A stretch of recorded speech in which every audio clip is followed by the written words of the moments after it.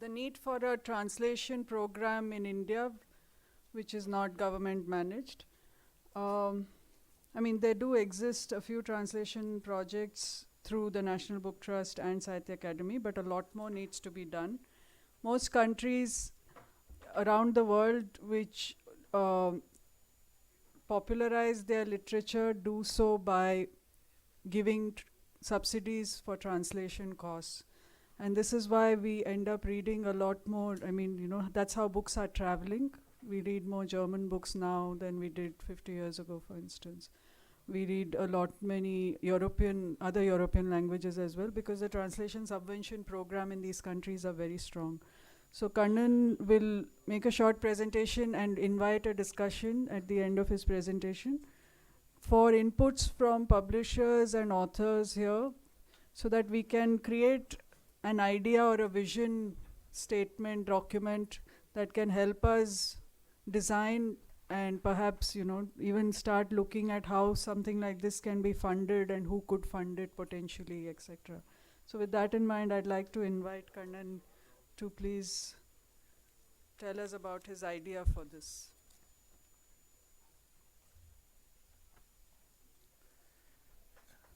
Let me begin by thanking Publishing Next, particularly Leo and Vinuta, for creating this space to open a discussion on a possible Indian subvention program.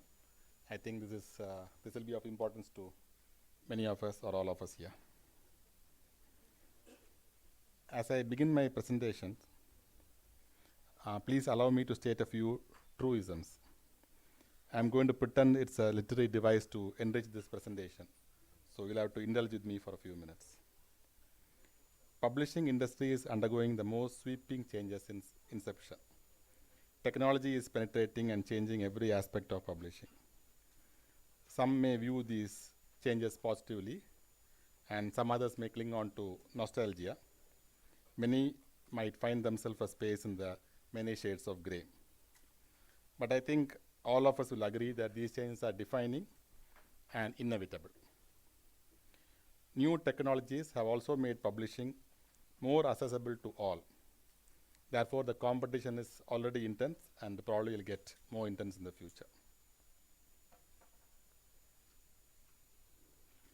N.S. Krishnan is an iconic 20th century cultural figure in Tamil.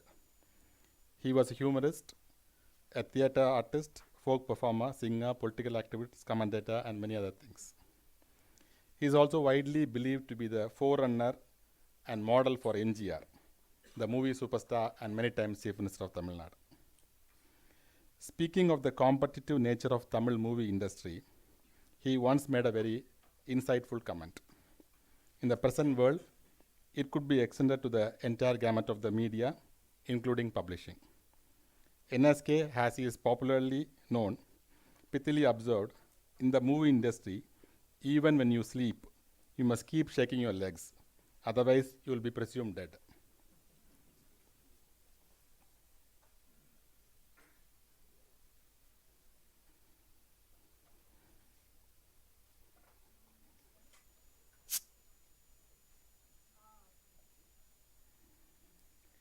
We publish books, we organize launches, facilitate reviews in the media, market them efficiently, but despite all this and more, we also need to shake our legs even as we sleep. Make sure our books travel across languages is one way of gaining an edge for any publisher. If there is anything that pleases an author more than a royalty check, it is seeing her book published in other Indian or world languages. The importance of translating literature and ideas cannot be understated. It is important to mutually understand our diverse cultures within India and outside, and accept them as essentially human and equal. Such an understanding is essential for a modern human civilization to evolve. An understanding that is created through exchange of experience, insight, ideas, and creativity can be a safety measure in a world that is increasingly ruled by divisive and hateful politics. All our differences, linguistic, racial, color, religious, caste-based, are now weapons in the hands of demagogues who increasingly decide our fate. The total revolution in communication technology that has happened in the past couple of decades has contrarily also strengthened the fear of the other. Evidently, we need more than information and data to foster understanding. Literature and ideas might help us to a great extent, though there can be no one-stop cure to any complex problem. One can safely say cultural understanding helps in the time of cholera.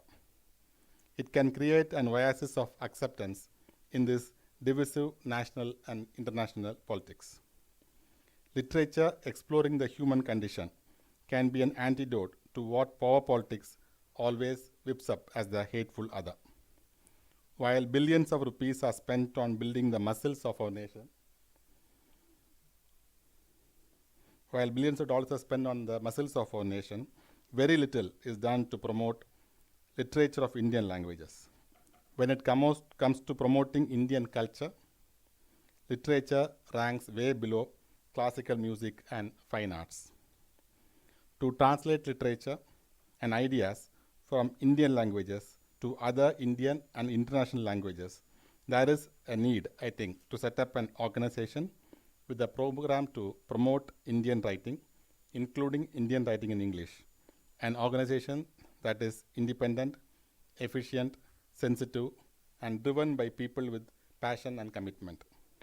Let us now call it PIL, Promoting Indian Language Literature. First, to a look at the possibilities of translating among Indian languages. Translation between Indian language literatures are promoted by National Book Trust and Sahitya Academy. We can broadly agree that they have made some remarkable contribution in spreading the word. However, both the organizations are not as active in translating literature as they used to be. Moreover, there is a need to encourage all publishers to publish translations. Project Translation must be as broad-based as possible, tuned to pollinate as many languages as possible so that we have a better and richer understanding of composite India. It may not be rational to expect few government organizations to fulfill the translation needs of our nation of umpteen languages. Barring a few star authors, translated writings do not sell in very big numbers. Many Indian languages do not have a full-fledged book culture where translations can be fully supported by the book sale. Even in the more vibrant languages, publishers are understandably hesitant to risk translating a new author. If we have an organization that publishers can consult, one that facilitates synergy between publishers and offers some material support to publishers, then this will go a long way in encouraging them to take risk and publish more translations. PIL can introduce interested publishers to the literature of other languages, suggest titles that work best in translation, make available reading copies, connect them to each other, advise them on the terms of contract, and so on. PIL can buy translation rights for a limited print order and gift it to the translating publisher. It can subsidize the translation cost of the publisher. The expense incurred will not be very high, certainly much less than the cost for a government organization in maintaining a bureaucracy to edit, print, stock, publish, and distribute books. On a modest budget, it would be possible to effect significant number of translation between the many languages of India. As we aspire to encourage the travel of Indian fiction to world languages, a first important step is to translate them to English and publish them. Acquisition editors in all international publications are comfortable with English.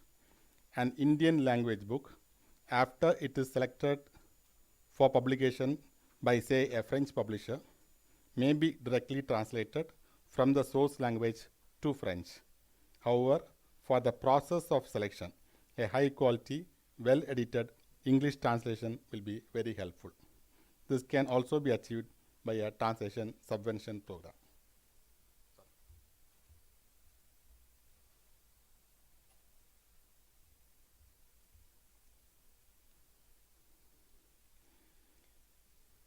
Now a few lines about Kalachodu. In the last 10 years, Kalachodu, we have translated 47 works from 15 world languages. This was largely made possible by the support of translation promoting agencies of many countries, both monetary and in otherwise.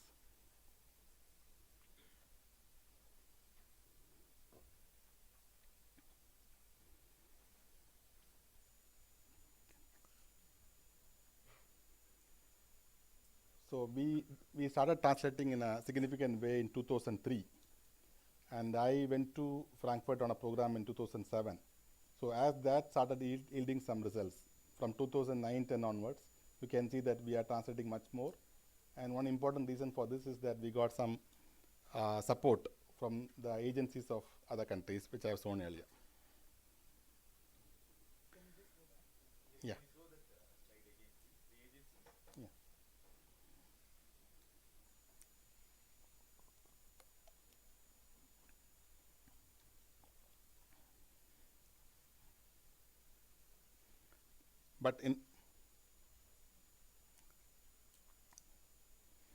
But in all these years, I have managed to sell rights for only 3 Tamil works to 3 European languages. This is not because of lack of drive on my part. I try to sell them to at least 250 publishers and agents from over 50 countries in the last 8 years. It is also not that they did not like what they read. But the question was, can they afford to take a risk in publishing an unknown author from a barely known language, given the economy and the turbulence in publishing? As I seek out subvention programs in Frankfurt Book Fair, I have counted about 40 countries that have agencies so far. European, Asian, South American, Australian, Canadian, and Welsh and Scotland in UK. They have agencies to promote their literature. India is probably the only economically powerful nation of the world not to have a dedicated agency or an aggressive translation program. The Turkish subvention program, TEDA, was launched in 2005. In 1 decade, they have promoted translations of nearly 1,200 works to over 60 different languages. 2 programs came up in India in the last few years. One of them, Indian Literature Abroad, later on went to the Sahitya Academy, and one more program from the National Book Trust. They came up because of the initiatives of well-meaning individuals. Frankly, their performance has not been up to a scratch.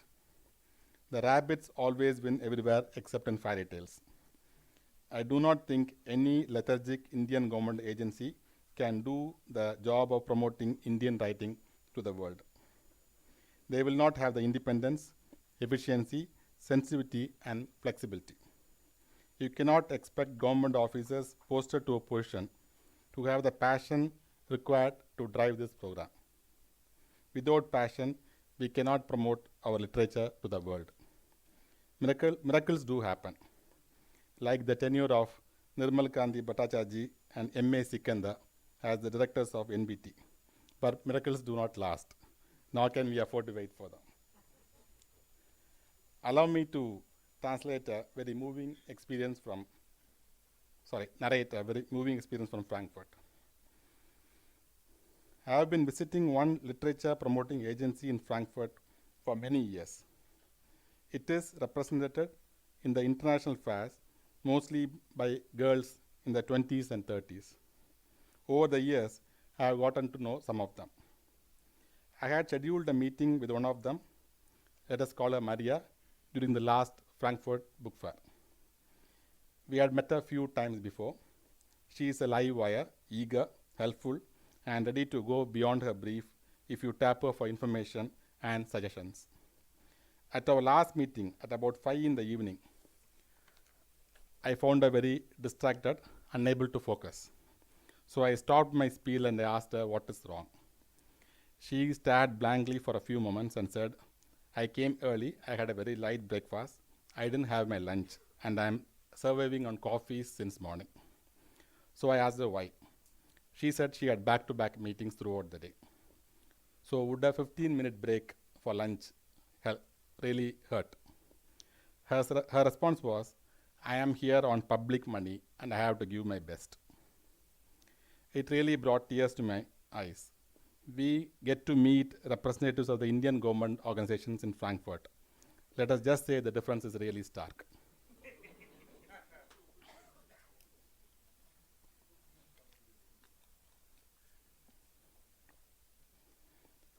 How can PIL promote our writing to the world?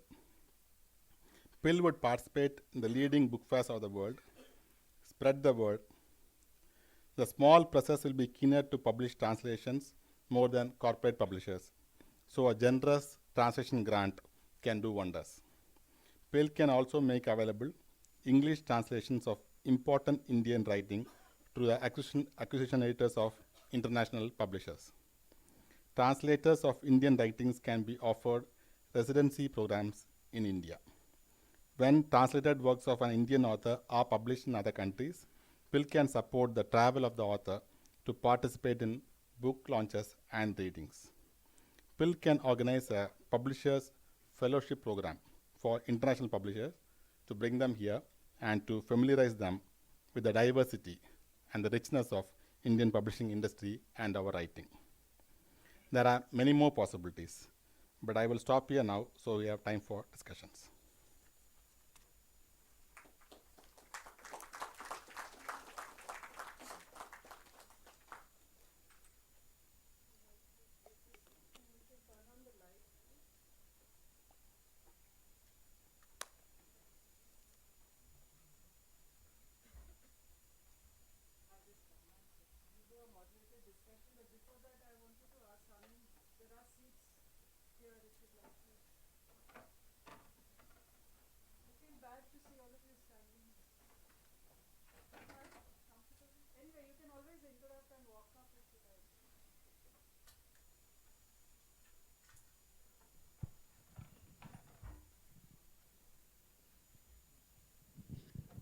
So, questions, comments, many hands.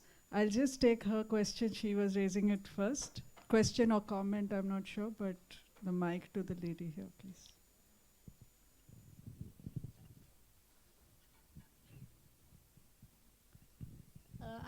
I have done some translations of literary works from Marathi to English. And I thought that I should let some translating agency know about it so that more work could come my way. So I registered with the Translation Association which is based in Delhi. And I was quite startled because I got lots of work coming my way, which was to translate informed consent forms for pharmaceutical companies and labels on shampoo bottles and stuff like that. So if you're looking at translation in a broader way, it's not restricted to creative writing alone. Just a comment. Sure. But the discussion here today is for translation of literature. Exactly. Exactly, I understand. Yes, Vivek, please.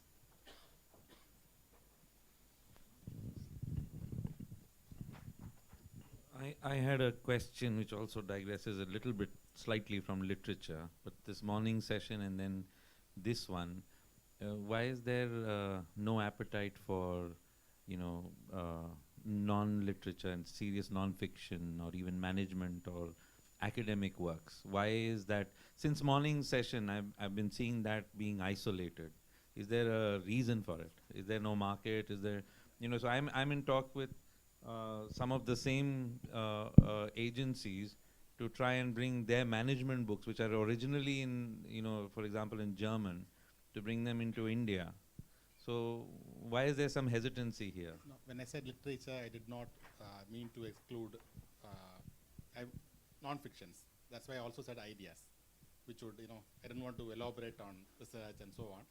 But what I mean is that whatever book the other publisher wants from among Indian writing, whether it is fiction or non-fiction or academics or children's book or whatever, we should support them to translate those books to other languages. So it's literature plus ideas and everything else.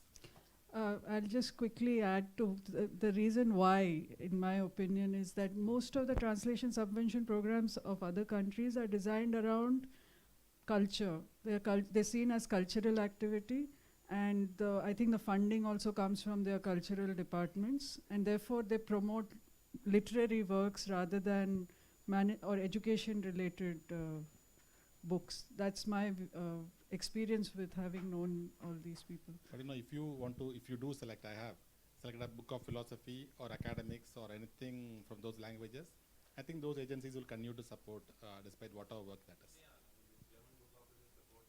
So most of them don't restrict to any one aspect of their writing. So this is about Indian writing, so it includes everything else. But I think the bulk of Indian publishing in languages is in literature. My question is why? I mean, that's a larger question, Vivek. Sorry, wait. Satya's hand was up first, but we'll just finish and then I'll A come. very basic question. We are into English to Marathi translation. We have just started up publishing, and now we are also, doing the vice versa. Some Marathi good literature into English. Now, how can I get associated with PIL to support me or help me to get this kind of? See, if there's an organization, then you can apply to them to pay for your translator, at least part of the fees. But we are still talking at a very conceptual level. It doesn't exist. There is no company there. PIL doesn't exist No yet. organization. So this is, Yeah, this is an ideation session. Right. Satya. Yeah, two things. One, to respond to Vivek, the reason why non-fiction is not being talked about is because, one, it's a very difficult process, okay, and people have pretty much given up. I think I'm sure you're aware that the National Translation Mission put a lot of money and quite a bit of time and effort into, getting a lot of textbooks, the leading textbooks in each of the fields, in both the sciences, the humanities, and in engineering, and maybe in medicine too, translated into many of the Indian languages. But there are not enough translators who can translate it. If you have to have a good translation, then the translator must be fluent in both the source and the destination languages, and must have very good domain knowledge of what they are translating. And even if you find people who have all of this, then they must have the inclination and the time. And what you can pay a translator, given the economics of the publishing model, is simply not going to be comparable to the opportunity cost for the translator to do whatever else they can do. Given that they are fluent in both languages, they are a domain expert, they could be doing hundreds of other things. So finding good translators for serious academic stuff is very difficult. In Not fact, even- in not fact, in the this National Translation Mission does not support literary works. They only support academic and educational Even texts. I have bought rights for a few popular science books that have sold millions of copies. And after translation, I have dumped all of them, lost all the money because they are not up to a mark. Translation is very bad. Yeah, and one of the reasons for this, I'd also say, is that in most of the other countries, the language of scholarship is also the language of the masses. Whether you take the US, the UK, France, Germany, Spain, Italy, and so on. Whereas in India, the language of scholarship is English, and the language of the masses is different. So very few people who may be fluent in an Indian language are fluent in English too. That section of people who are fluent in both are very few, and those who are fluent in both have hundreds of other things they could be doing rather than this.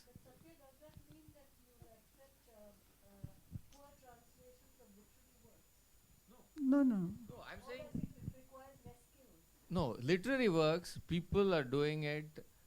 I would actually say that translations of literary works are not as good as they can be.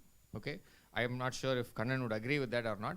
They could be much better. So we can only live with what we can get today. That's one. And the second thing is that there are people who are passionate about a book. So they like a book and they want to bring it to their own language. So they're doing it not because they're going to get paid for it in comparison to what they could get paid for doing something else, but because they want to see it there. Okay, I'm sorry, but there are many hands, so we will continue this. Okay, But I'd like to just quickly have others pitch in with what they want to say.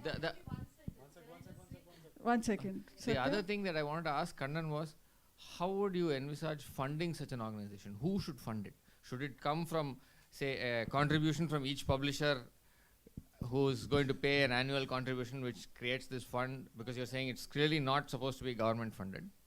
So it has to be funded in some other way. So what funding mechanism have you thought of? I have only a very vague impression about this. Yes, publishers associations can do it, but I'm not sure they are going to do it. But you are talking about corporate social responsibilities. I have seen organizations like Indian Foundation for Arts in Bangalore who support fine arts in so many activities and research. Why can't we have something funded by various agencies for literature? I'm very happy to take government funds, but the government, if it takes control over what happens, the independence of the institution is very important, I think, because governments change, the ideology changes, and that can't be allowed to interfere with the working of an organization promoting literature. Sorry, the lady in red. I do, basically I am a physics person, so I do physics in regional languages. That's my language. So NTS had contacted me for translation. And one of the things, they said, "Sir, how many words per day?" They said, "Around 1,000 words per day you got to do." I said, "No way. Physics, 1,000 words I got to translate." They said, "We will supply you all the books possible. You will have to browse through every book and find the correct meaning and correct word for this." I said, 1,000 words. Jaya was. I'll come back to you, sir. We actually have very little time. I hope I'm not touching on, I'm not asking anything untouchable, but do we have some idea of what kind of costs are involved in acquiring rights from within India, from outside, and actual translation costs? Like what kind of money we are talking about if we're saying we bring out one piece of literary work, some ideas. See, as of now, that Indian publishers, they are not making any money from selling rights, most of them, or very little money. So I don't think they are very high on expectations there, because whatever comes their way, they are happy. So what I would say is that even if you, let's say, if you buy 1,000 copy rights from a Malayalam publisher and give it as a gift to a Hindi publisher, he may be happy to, and also give him some funds. And for 1,000 copies, for a book, say 200 rupees at 7.5% is the royalty rate. It's not very high number. And if you, let's say, pay them at 1 rupee per word for translations, subsidy, all that won't add to big amount. For a small amount, we can get it done. So it's not a big amount we're talking about. Mr. Karnadas. Fred, I'll come to you. Hello. See, actually, we have a catalog of about 1,400 books, right? Out of which more than 650 to 700 books are translated books, okay? Including Jesus Lived in India, we have translated it, and we sold very well. Jesus lived in India. Yeah, we sold very well.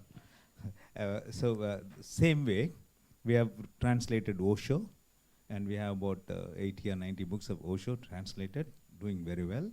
And then most of our books are not literature, but the thing is on self-help. Dr. Koppmeyer, Dr. Wayne Dyer, and Louise Elia also we have translated.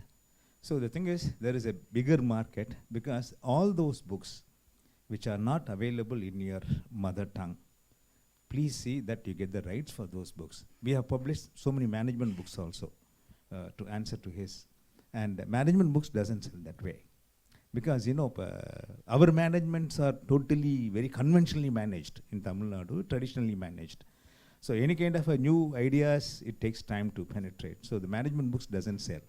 And our own self-help books are selling very well. And we have translated James James Early Chase we have translated. We have translated Agatha Christie also. They are doing very well. Translations for light reading and self-help definitely helps in the market. Mm-hmm.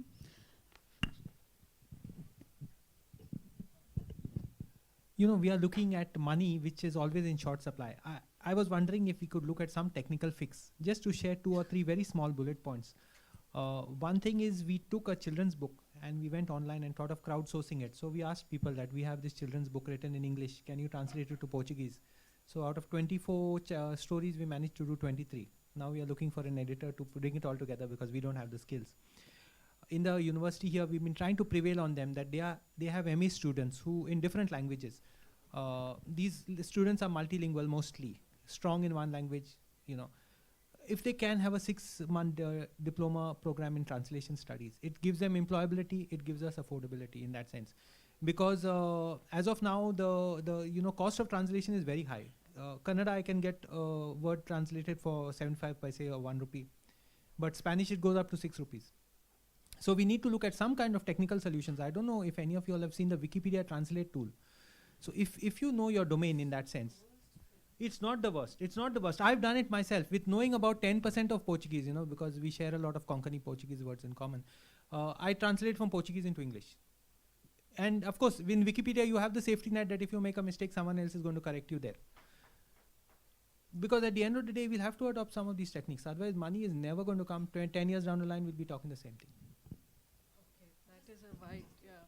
Just to add to what Frederick is saying, why not think of, just like we're thinking of, I would say a subscription-based raising of funds by publishers involved in translation, publishing translations, so that the pinch is not on 1 or 2 or 3. There's a fairly large base. The other thing is, why don't you think of forming a pool of translators, good translators, and maybe editors working with those translators to kind of train them into being good translators. And the pool can be drawn, the resources can be drawn from universities that have language programs. JNU, for instance, where I stay on campus, they have all the, not the Indian languages, but the foreign languages. Now, students are always willing to, they have the passion, they have need for money, however little. They will not charge as much as professional translators. So these are, I think you have to think out of the box a little bit rather than try to tap already existing mechanisms.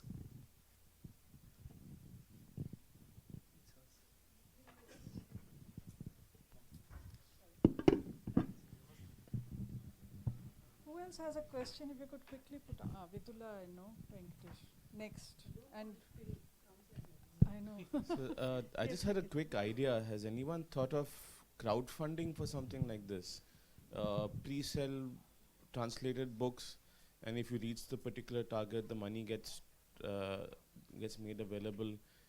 Yeah, at least we have tried that in Tamil, that we announced a pre-publication scheme. I know it's very successfully working in Malayalam. No, there are crowdfunding platforms where you can raise money online and pre-sell copies about 6 months in advance or something like that. Okay, I've not done that either online, but with my own media, I've tried that. Usually, these schemes don't seem to work very successfully, at least in Tamil. But I know they work very well in Malayalam. So this also varies from language to language. But again, what I want to say is, even if the language readers cannot, respond in a huge manner and make this possible, even if it's a very small language, or where literature reading is in minority, even there we should be able to extend some support to make this all possible, even if the book market is not very developed. See, there are two things, meaning there is a cost to translation. So you cannot pre-sell without having the translation done, right? In the sense, translation is also a very creative activity. So I just like to say that machine-related algorithmic things would work to an extent for certain kinds of works. Of course, they work. I read many different languages thanks to Google Translate. He's talking about crowdfunding. Crowdfunding, you have to show what you're going to sell in crowdfunding.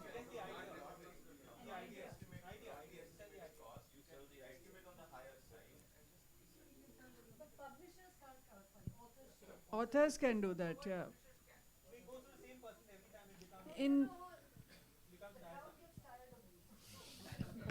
Yeah, that the whole idea is that we need something which is bankable and sustainable and can actually, that way you plan a long-term program.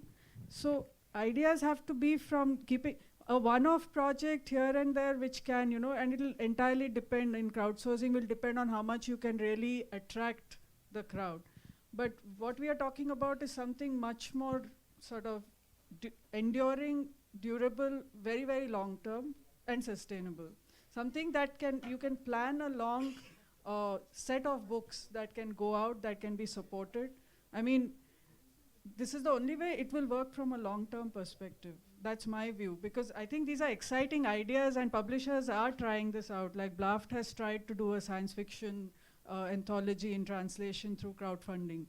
But again, they have to put a lot of time and effort to just for that one book to begin with. And perhaps another book will not raise that money. So then if they'd ever tried another book, they may not raise the same kind of funds, may not even be able to succeed. I don't know, I'm not saying they can't.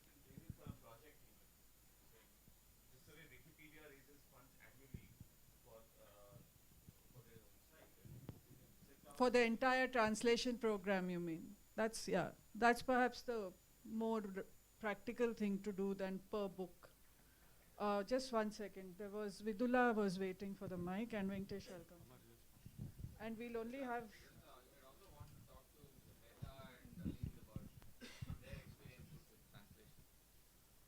Yeah. Sure, sure. Can I? Yes, please. We are a translation agency, if you call us that, and we are very happy that there is a very encouraging response from publishers, and I have very renowned some of the clients here present in the audience as well. So I just wanted to share two things and ask one question. One is, I completely agree that the translation is a very, very creative process, is actually regenerating the content in the different language. At the same time, when it is commercially done, publishers also do give sufficient time for the translation process, and at the same time it is the translators and now if we call ourselves as agency, it is our responsibility that we stay true to the content. And when it is done repeatedly and when you are very conscious about the quality of the work, publishers do give you sufficient time. Another thing is about the subjects of the translations. Even I was a bit doubtful that whether this read from supervision or self-help books will sell in the Indian languages, and publishers are the best people to know. But whenever I visit book fairs and other places where people are buying books, I'm pleasantly surprised that people are buying books on supervision, people are buying books on self-help, and in good numbers. So, I mean, there is definitely a upwardly mobile population that wants to know what is being said in English or in other languages, and that should be available in their own languages. My observation and my question is that all languages are not ready for the same content at the same time. Like some of, say, a women-centric issues, not all the languages are ready for that kind of content. So there may be some time lag on translation of one title in all the languages. So how do we address that? Or is it our responsibility to make those languages or the people ready for that kind of content at the same time? No, here obviously the publisher will make the choice, what he thinks is ready, or maybe he might choose something that he thinks should be changed. Both ways he can make a choice. So after he makes his choice, then we say support him to get the book across. So it may also make sense to publish a book on a woman-centric issue to a language that is not ready. Maybe it's more important than giving to a language that is ready. Venkatesh. Yeah, you said that first the translation has to go to English, high quality English translation, and then for the foreign publishers to look at it. Would you think that would it not dilute the whole process of translating from one language to the second language? No, I made a very important differentiation. What I said was, this is to sell the rights. When the actual translation happens, we should always give importance to wherever possible to directly go from source language to the foreign language, but for the editor to make an informed choice, since they are not language experts. Most of the then you need an English text to make the decision possible. This is for decision making, that you need a selected, at least a portion translated into English for them to be able to. Okay. Yeah, Ramu, since yesterday you raised a hand and I didn't allow you to speak.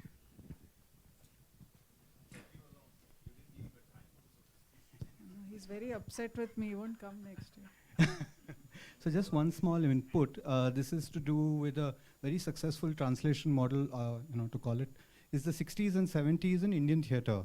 It's again one of the unrecognized chapters that has unfolded. I don't know whether theatre play scripts are necessarily called as publishing works, but we had at that time, I think we are lucky to have about 14 greats, Tendulkar, Badal Babu, Karnad, Mohan Rakesh, Dharamveer Bharti, etc.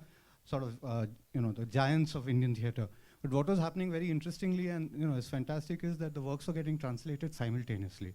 So you had a Tendulkar translating a Karnad or a Badal Babu and vice versa. So two things were happening. One was, of course, the quality of work, the translation, and secondly, the dramaturgical quality of the play scripts that were being published. Extraordinary. The thing was, this was happening informally and through their own internal network, and there was no sort of institutional support of any kind. Ye pagalpan tha aur ye zari tha aur masti mein kar rahe the aur ho gaya. And the great thing is that therefore we had this body called the Great Indian National Theatre. The moment state bodies and government bodies got involved in this project of translation, it was completely destroyed. Then the work was A, shoddy, and B, it was inaccessible to most of us. Whereas these texts are still available. Today you still have great playwrights around, young contemporary playwrights. But the fact of the matter is the texts are A, because they're so badly translated. So I always say this, ki government of India ko mat trust karo, wo Bhasmasur jaisa hai. Whoever they bless, satyanash ho jata hai. So whatever you do with this project, please don't take government help. Thank you for that. I just want to add a comment that a senior writer, Ashok made in Tamil. I'm not endorsing this. There may be a grain of truth in it. What he said was that lot of translations were happening in India till the government of India made it its responsibility to translate within languages. Mr. Mehta, if you could quickly share with us how you have been doing your translation program and also your recommendation for a project like this, of this scale. The recommendation, I would say that we should involve many authors from all the regions, so that this is the good platform what we are doing here. So we can have those people who can translate directly from the source. So this is the first thing I would like. Regarding my translation programs, I don't think so there is any problem there, because if you pay a good money to a good translator who you're working with for a long time, with an editor given in a hand. So after some 4 or 5 books, he or she, they can translate it in a very good manner, and then you don't have to pay for the editor again. So these kinds of things we can do. And commercially talking, see, we have to see very professionally. Because just saying that this is a translation and I would pay a lesser amount and not editing on those things would not help. I think so it should be done professionally. But do you also sell rights? Yeah, I am selling rights, but it is in a very less numbers. Okay. And regarding the translation, every translation cannot be a hit one. Like I would give you an example of Sachin Tendulkar. I did that, but the expectations which I had got, it was all a failure for me. Okay. Alind, if you could quickly give us Rajkamal's experience, and again, keeping that in view for this project. We don't have any issue in translation of foreign rights. We generally took foreign rights like Stephen Hawkins and some many other big authors. The basic issue is the fund. If you have fund, then there is no issue. If you don't have fund, then you have to suffer somewhere. Yes. But are you able to sell rights? Because this is about our literature sort of traveling. We are not, recently we sell outs of our 2 books, Juthan, to, there's a French publisher, I think, Draupadi. German publisher. German publisher, Draupadi. And recently I think translation of interchanging of copyrights, it's getting quick because few of Marathi publishers approach us to get some rights of some Hindi books. Okay. So within India, the language is, Yeah. you're able to sell rights within India. I think that will be more better because it's we exchange our literature. Or Sure.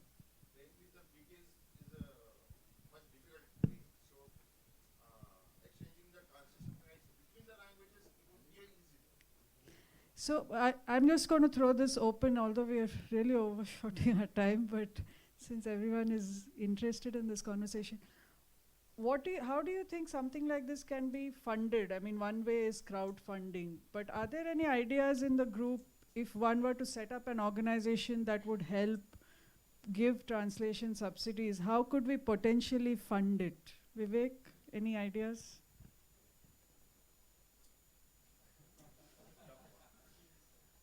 I'm sure there are enough philanthropists who would be able to do that. Can get Sarah Pawan, the founder of this, would probably be one place I would not if there was something like that. Who's a great lover of India and culture and all that. And there are lots of them. So we could talk to you later and Direct you in the right direction. Goes to the other one, get it, but then it goes directly, Take a look around, Murthy Foundation has funded, a center in Harvard. What really prevents the big individuals in India from actually looking at this and doing it? If it's properly structured and properly managed, I'm pretty sure funding shouldn't be an issue. Yes. subscription was another way that Indu was saying that we could. No, I always speak from the spirit of independence. So if we can actually not go to a philanthropist, if it fails, that's another factor. But supposing there are 8 to 10 publishers who primarily publish translations across languages in India, and the 10 of them are willing to set aside a certain amount of money as a subscription base or as investment towards setting up this common institution, organization, why not? Try that, see if it works, see if there are enough funds, and that may then generate more funds. It may have a multiplier effect. Yes, please. And we'll end with that, I'm sorry. I mean, there was Popular Prakashan tried this Hindu with a project called Underbody. Underbody for translation among Indian languages. And that senior person traveled all over India requesting publishers for fund. Nothing worked. And governments. Yeah, no, that is what he was trying to. He was inviting everyone to be part of Underbody. It didn't work. And yeah. Okay. No, it's okay. No, please, I'm so sorry.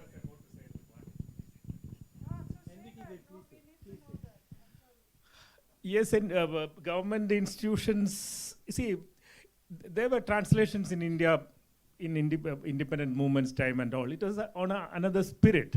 And even now, translations continues happen in individual authors. Say, for example, in Malayalam, this Gabriel Garcia Marquez' works were translated by V.K. Unnikrishnan even before he got Nobel Prize. It was on his passion. See, that work will continue. And abroad, when you talk about the inefficiency of NBT or Sahitya Akademi or ILA, but there were individual initiatives like Ravi DC or VK Karthika, etc. were trying for decades how many titles they could sell. And how many titles, I mean, you can't say that these individuals are less efficient or, so there are other problems. So if VK Karthika and Ravi DC could not sell rights to German or French as... But that's the point I'm making, that what I'm saying is that I have tried for 10 years, I have been able to sell only 3 rights. Yeah, so it is not that just NBT's inefficiency, there are other problems. No, what the point I'm making is that if the agencies fund those translations, give us some support, or keep their word. I have no disagreement on that. So that's why it didn't Yes. happen. That's why it didn't happen. So That's why we need this. So that's why. It's not about how much we are able to sell, but the effort that goes, because NBT and Sach Academy have the funds to do this. They have the mandate and the funds to promote Indian literature outside of India. And agreed. NBT has tried. Agreed. But there are other issues also. There are international cultural issues. Tamil language and Tamil literature is not read by French. That's what I'm saying. That's why I gave example of a language that's not very appreciated across Europe, Turkish. What they have managed to do with the agency. If they can do it from Europe, maybe we can do 50% of that from India. I think it's possible. It's not a big target. From one language, 1,200 books in 60 languages in 10 years. No, they didn't. Yeah, it's a myth to say that French readers don't want to read Tamil. That's not true. Unless we profile and actually pitch ourselves, they won't even know about our literature. Everyone loves a good story. At the end of it, everyone wants to read a good story. But just to give an example, a French publisher has done Bashir, and they completely loved the writing. But why she can't go on? She actually bought a book, applies to agencies, no response. That's a huge story. I can write an article on that. So, Translation across Indian language. yeah, both. I've dealt both. I think I spoke about it before you came in. No, see, there are a lot of work. Say, for example, take Sahitya Akademi published Arogya Niketan in Indian languages, which is, it is spreading. NBT published Vaikam Muhammad Bashir's works in Assamia, which is being textbooks in Assamia for a long time. I recognize the good work before I said anything, made any critical comments. So I'm not denying that at all completely. We are beneficiaries of all There are those. socio-political issues I about the. I have grown up reading NBT books, children's books. There was nothing else available those times. So it's not at all a point that nothing was done by them. The Bashirs, and we have to write, get our contemporary literature in circulation. We can't stick to our classics and keep. No, one more agency working in the same field is very good. One more hand, which is very good. I welcome. Just on the issue of translating into European languages, I mean, one problem that you will also face is simply the number of people who can actually do the translation. Like, for example, if you take Tamil, from Tamil into German, that may still be one of the cases where you have actually a relatively good amount of people who would theoretically be able to do it, because you have a lot of Sri Lankan Tamils now staying in Germany. But the problem still remains that you won't have any professional translators from Tamil into German. That means practically anyone you find as a translator will do it as a labor of love. And you will find these individuals as well who do not take any money or so, but they still have to invest time into it. So the number of people you have who can do this work and the kind of incentives that they would also need to take time off that they might have for other things, that also needs to be factored in. Like, for example, when I translate a book from Tamil into German, I have an academic job, and unfortunately my universities, even if I'm hired as a teacher or lecturer in Tamil, a translation still doesn't count for them. What would count would be a grant, however small, or an award, or whatever. All these things I can put onto a CV. But these are also things one has to think about. For Turkish, you have, I guess, a far larger pool of translators in different countries in Europe. That's true. But for example, that if Draupadi Verlag is given some support, he is of course prepared to do much more than what he is doing right now from many other Indian languages. So he's a case by where he wants to do a lot of work, but he's unable to do much because he's not getting the kind of support. If you can take an author to him, if you can, or buy him rights for a book, and he's more than happy to publish more books than he's doing right now.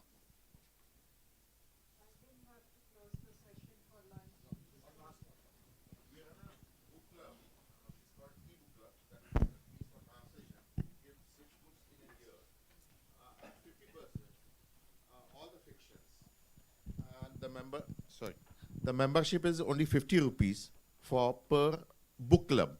So till now we have run around 26 book clubs So those are around 150 plus books which have been given, and those books are compulsory, which are to be purchased by the book club members. So we have got around 1,200 plus members for that, where the first edition is gone to the members. So only translated books in fictions only. But